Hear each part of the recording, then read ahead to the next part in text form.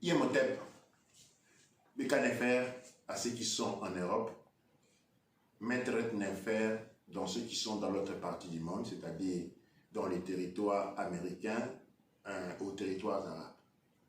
C'est Baba Kinkela Omazulu qui vient envers vous, Amasu Baba Kinkela Omazulu qui vient envers vous. Et après une certaine absence parmi vous, je viens avec un constat, et de ce constat, une proposition. Eh bien, dernièrement, j'ai été ébloui à réobserver le nombre de maltraitements et d'injustices que subissent les Noirs partout dans le monde. Ceux qui peuvent aller sur ma page Instagram peuvent voir une vidéo que j'ai retweetée, que j'ai récupérée de la page du musicien Snoop Dogg, où on vous fait voir comment un Noir, il est maltraité par la police. Et comment la police constitue un corps de force. Un corps de force pour empêcher toute personne de vouloir assister à ces maltraitements. Des policiers qui sont en train de donner des points de pouce à la figure. 5-6 policiers contre un jeune à qui ils ont déjà lié les mains. Mais comme cela ne suffit pas, eh bien, on est en train de bombarder de coups, de poings sur les visages. Ce sont des images tristes. Mais ce sont des images auxquelles, malheureusement, dans le monde mélanoderme, nous nous sommes habitués. La plupart du temps, quand on va sur Instagram, sur TikTok, sur Facebook, tout ce que l'on voit, ce sont des Noirs s'amuser et danser. Si nos moutes et nos scénettes ne sont pas pratiquement à poil, en train d'exposer leur corps, si elles ne sont pas en train de danser et d'exposer leur corps, les hommes sont en train de faire autant. Les hommes sont en train de faire autant. Aujourd'hui, on se pose la question, avec les projets gender. Non, les communautés africaines doivent absolument accepter cela. Mais et les maltraitements de Noirs? Et les maltraitements que nous avons, et c'est là, quand est-ce qu'on va les résoudre? Là encore, le problème, ce n'est pas les autres. Le problème, c'est encore une fois nous-mêmes parce que nous avons la mémoire courte. Nous avons déjà oublié qu'il y a quelques mois, il y a un frère qui est mort et on a fait des manifestations partout dans le monde. En Angleterre, il y a Sassa Johnson qui a attrapé une balle en pleine tête. Et ça, on a déjà oublié parce que quand on va sur Facebook, quand on va sur Instagram, on danse de nouveau. Les morts noirs ne comptent pas. Mais pas pour les autres, c'est pour nous-mêmes. Si tu meurs aujourd'hui, demain tu es de l'histoire, c'est comme si tu étais mort il y a 1000 ans. Si je meurs aujourd'hui, eh bien demain, tout le monde va recommencer à danser encore une fois. Danser, danser et danser.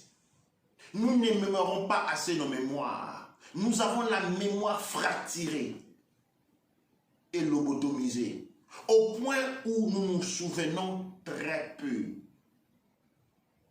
des malheurs qui nous incombent jour après jour. C'est donc le désir de pouvoir réanimer cette mémoire, non de ce que nous sommes, mais de comment nous sommes traités, de comment nous sommes perçus.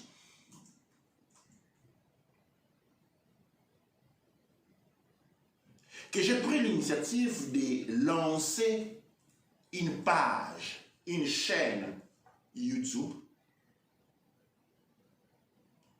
appelée loi en papier, broken rights, revoked rights, loi en papier, revoked rights.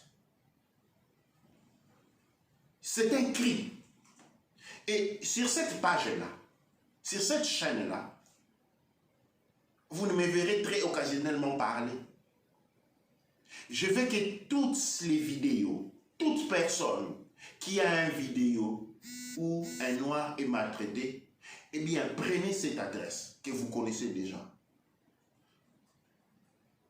Culture noire kémétique, culture avec K, culture noire kémétique, @gmail.com. C'est une adresse mail que vous connaissez déjà. Si vous avez une vidéo où un noir est en train de se faire maltraiter dans les pays qui se disent être les porteurs de la démocratie, de la justice, eh bien faisons-les voir, faisons voir au monde entier comment ils nous aident. Faisons voir au monde entier quel genre de justice ils pratiquent sur nous. C'est peut-être vrai que nous n'avons pas les armes et les moyens pour nous faire valoir. Mais certaines fois même parler peut être assez. Nous oublions trop rapidement. Nous laissons passer trop rapidement. Et quand la même chose se répète encore une fois, c'est encore quelque chose de nouveau. Combien de Floyd avons-nous déjà eu?